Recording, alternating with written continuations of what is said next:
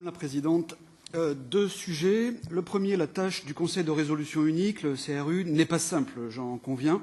Pour les 127 grandes banques que vous couvrez, vous n'avez qu'une poignée de fonctionnaires pour organiser l'harmonisation transfrontalière des régimes de faillite bancaire, ainsi que la hiérarchisation des créditeurs. En cas d'éventuelle défaillance bancaire en série qui pourrait survenir dans la zone euro, comment comptez-vous être vraiment efficace dans votre mission? Est-ce que la réalité ne va pas reprendre le dessus et les résolutions bancaires se faire dans le seul cadre naturel qui fonctionne, c'est-à-dire la nation? Le deuxième sujet, sur le référendum italien, vous n'y échapperez pas. Suite au non, il y a un risque de faire échouer l'augmentation de capital de 5 milliards d'euros de Montepaschi prévue cette semaine.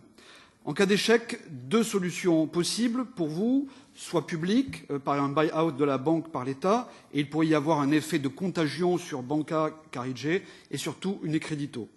Et privé, celle du marché que vous appelez, par un buy-in prévu par la BRRD, en demandant une contribution des créanciers, dont de nombreux ménages notamment et épargnants italiens, comme en 2015 d'ailleurs. Donc, quel est votre avis sur cette nouvelle situation dans la zone euro et les conséquences électorales en cas de buy-in en Italie? Merci de votre réponse.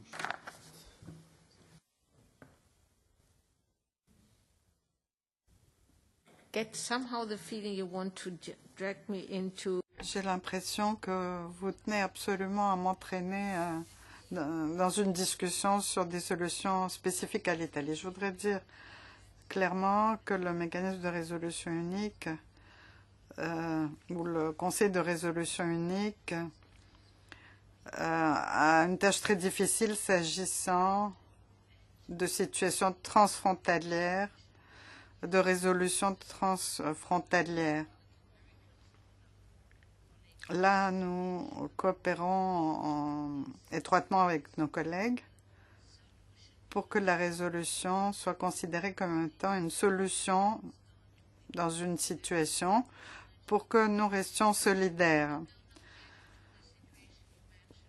Cela, il faut le reconnaître. Bon, concernant la situation des banques italiennes que vous avez évoquée, je voudrais dire d'abord qu'entre la semaine passée et cette semaine, la situation financière de ces banques n'a pas changé. Nous avons eu un vote politique qui a quelque peu modifié la situation, mais nous espérons néanmoins qu'on trouvera des solutions différentes situations particulières. Il faudra du temps pour trouver ces solutions. Et comme je l'ai dit, les règles du jeu sont établies dans le cadre du règlement SRM et dans ce qu'on appelle la communication sur les banques de la DGCOM. Et je crois que je n'ai rien d'autre à ajouter à ce propos. Dans le cas d'une recapitalisation de précaution, cela n'a rien à voir avec le mandat du SRM. Merci.